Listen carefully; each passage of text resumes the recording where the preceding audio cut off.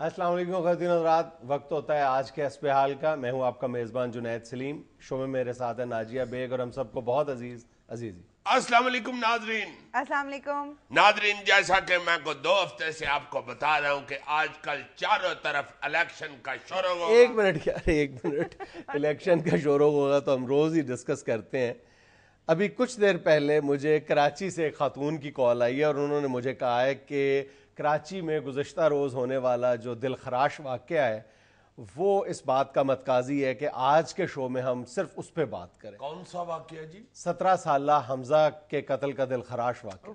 ओ यार, वो तो अजीब ही हादसा हुआ है। देखो, वो मैं सुन के हैरान हो गया हूँ कि स्कूल के बच्चे को बाहर आपस में लड़े हैं तो उसने गनमैन से ही फायर मरवा दिया उस बच्चे को। और इस एक वाक़या में कई लम्हाते फिक्रियां हैं जिन पर बात की जानी चाहिए, जिन पर गौर किया जाना चाहिए, जिनका तदारुक किया जाना चाहिए। बेशुमार यार, मैं तो तुम्हें क्या बताऊं कि क्या हालत हो गई हुई है स्कूलों की। ये जो खास तौर पे ये हाई स्कूल के बच्चे हैं ना जी, 9th 10th के 8th के, अल्लाह सबके बच्चों को महफूज रखे। बहुत बुरी हालत है, बखुदा बहुत बुरी हालत है इन बच्चों। पहले अगर हम हमजा के वालिद को लाइन पे ले लें, उनसे पूछें, वो अभी इस ज़हनी हालत में नहीं होंगे हमसे बात कर सकें, लेकिन कोशिश करके देखते हैं। हाँ हाँ, जरूर उनसे बात करो, जरा पता तो चले बच्चे की उम्र क्या थी, असल वाकया हुआ क्या है। जी अस्सलाम वालेकुम तालिब साहब। जी अस्सलाम वालेकुम। तालिब साहब, सबसे पहले तो जाहिर है कि हम ये कहना चाहेंगे कि हम आपके दुख में बराबर के शरीक हैं और जी जी जाहिर है कि लफ्ज़ों से और जुमलों से आपके इतने बड़े दुख का किसी तौर पर भी मदावा नहीं हो सकता। जी जी। लेकिन हम अपने व्यूअर्स के लिए सिर्फ आपसे ये जानना चाहेंगे कि मुख्तसरन प्लीज़ बता दीजिए कि कल हुआ क्या था इतना बड़ा, और ये समाजी हवाले से ये एक कल जो आपस के मामूली से बहुत ही मामूली नौयत के झगड़े के ऊपर आजकल के जो सरकारों ने अपने बच्चों को गनमैन दे दी है, वो जरा सी बात पे अपने आप को शहंशाह समझते हैं। उन्होंने मामूली सी बात के ऊपर मेरे बच्चे को दहशतगर्दी के तरीके से कत्ल कर दिया और उसके सीने पे 4 गोलियां मारी, एक दिल पे लगी, 3 सीने के पार हो गई। ये हो रहा है। नहीं तो झगड़ा किस बात पे हुआ था जी? झगड़ा आपस के कोई दोस्त से कुछ पता नहीं किस मौजू के पर आपस की रंजिश थी, छोटी मोटी। दोस्तों के अंदर मुख्तलिफ किस्म के मौजूआत होते हैं, उनकी अपनी प्राइवेट लाइफ होती है। अब उसमें किस नौयत में बात हुई अभी तक बिल्कुल यही पता चल रहा है कि भाई कोई आपस में तकरार हुई है, उसके ऊपर उन्होंने मेरे बेटे ने उसको थप्पड़ मारा, उसने मेरे बेटे को गनमैन से, मुझे तो ये शक है कि उसने गनमैन से मरवाया, मुझे तो लगता है उसने खुद मारा है। 4 गोली इतने करीब से, गनमैन तो दूर खड़ा होता है, फिर वो कह रहे कि जी गनमैन ने मारू, गनमैन भी भाग गया वहां से। फिर तालिब साहब, आपको पहले से कुछ अंदाजा था कि आपके बेटे नहीं, बिल्कुल भी नहीं। अगर कोई अंदाजा पहले से होता तो फिर तो क्या बात थी। क्या मैं अपने बच्चे को इस तरीके से इस तरह पहना ऐसे आजादाना जाने देता? वो तो प्राइवेट स्कूल, प्राइवेट पढ़ाई करके अपना वो लेवल कर रहा था, ट्यूशन पढ़ने जाता था। मैं समझा ये ट्यूशन पढ़ने क्या है। हमजा की कितनी उम्र थी? हमजा 17 साल का है। तालिब साहब, आप अपने बेटे को क्या बनाना चाहते थे या हमजा खुद क्या बनना चाहता था? हमजा अभी मेरे ख्याल है बिजनेसमैन बनना चाहता था, बड़ा मेहनती था, अपने उसमें उसको बड़ा शौक था। जी बहुत शुक्रिया जी। देखो ना, अब कोई बात ही नहीं है। वो कह रहे हैं कि कोई ऐसा झगड़ा होता, अगर पिछले कुछ दिनों से उनका चल रहा होता तो हमें मालूम होता। हम इस तरह बच्चे को बिल्कुल बेयारो मददगार ना छोड़ते। अब बच्चों को इस तरह स्कूल में भेजना जो है वो जाहिर है एक रूटीन है। अब कौन ये सोचे, कौन ये फिक्र करे या कौन इसकी तरफ देखे कि कौन बच्चे हैं वो जो साथ अपने गनमैन लेके आते हैं। और वो छोटे बच्चों के जो छोटे छोटे आपस में वाकयात या चपकलश होती है इस उम्र में, उस पे वो गनमैन से उसको गोली मरवा। इस वाक्य में सबसे बड़ा लम्हा फिक्रिया तो यही है कि हम किस कल्चर की जानिब बढ़ रहे हैं कि हम अपने बच्चों को गार्ड्स के साथ स्कूल भेजते हैं।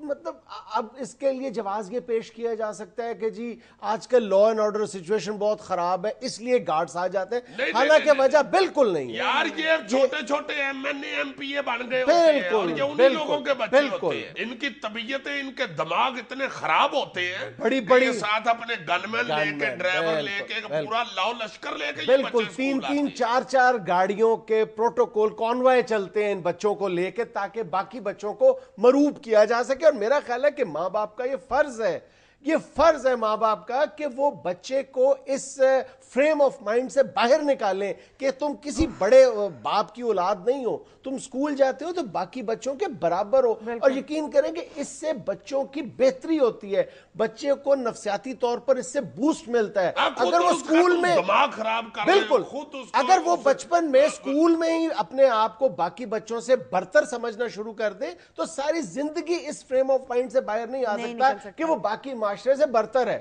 اور یہ سکولوں کالجوں والوں کو بھی یہ سٹیپ لینا چاہیے. میں کہتا ہوں کہ ان کو بھی یہ سٹیپ اٹھانا چاہیے.